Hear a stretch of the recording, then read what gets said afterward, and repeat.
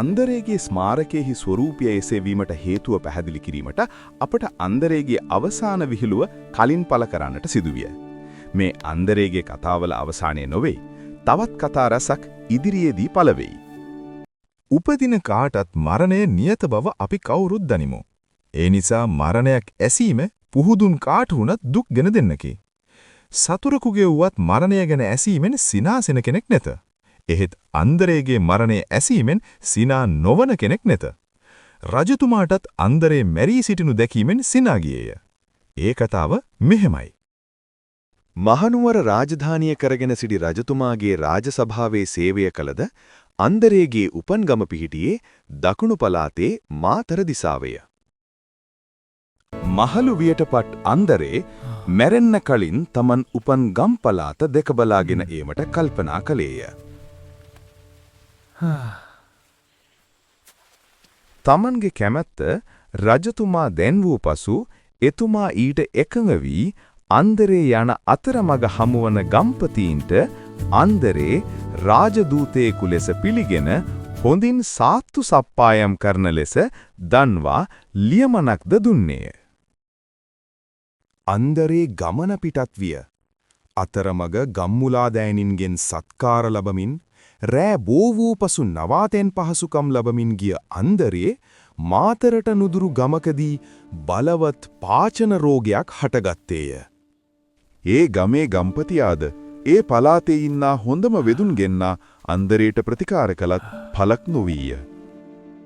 තමන්ගේ අවසානය ළඟා වී ඇති බව අන්දරේ අවබෝධ කරගත්තේය. මරණාසන්න මොහොතේ අන්දරේ ගම්පතියා මතා මෙසේ කීය. මං මැරෙන්නයි යොන්නේ. මා මලපසු රජ්ජුරුවන්ට ඒ බව දන්වා යවන්න. රජ්ජුරුවන් වහන්සේ ඇවිත් බලා කල යුතු දේ ගැන නුඹලාට නියෝග දෙවි. එතෙක් මගේ මලකඳ හොඳින් ආරක්ෂා කරන්න ඕන. මගේ මලකඳට කිසි දෙයක් කරන්න එපා. අන්දරේ ගම්පතියාට කීවාය. එසේ කියා අන්දරේ හතරගාතිය දිගහැර සිරුර කතිරියක් ලෙස සිටිනසේ තබාගෙන අවසන් හුස්ම හෙළීය.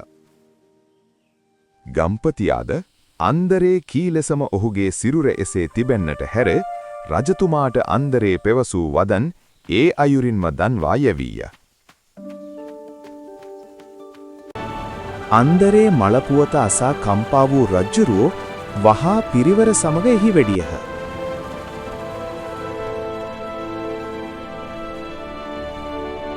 අන්දරේගේ සිරුර දරදඬු වී තිබුණේ කතිරයක් ලෙසය. අත්පා නමන්නට නොහැකි නිසා රජ්ජුරුවෝ එම සිරුරේ හැඩයට පෙට්ටියක් තනන්නයි වඩුවකු ගෙන්වා නියෝග කළහ.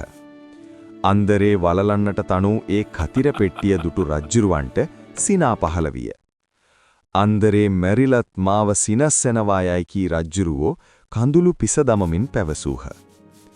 අන්දරේ ස්මාරකයට අමතරව ඔහුගේ පිළිරුවක්ද දකුණු පළාතේ මාතර කතරගම මාර්ගයේ නෝනගම හන්දියේ ඉදිකර තිබේ.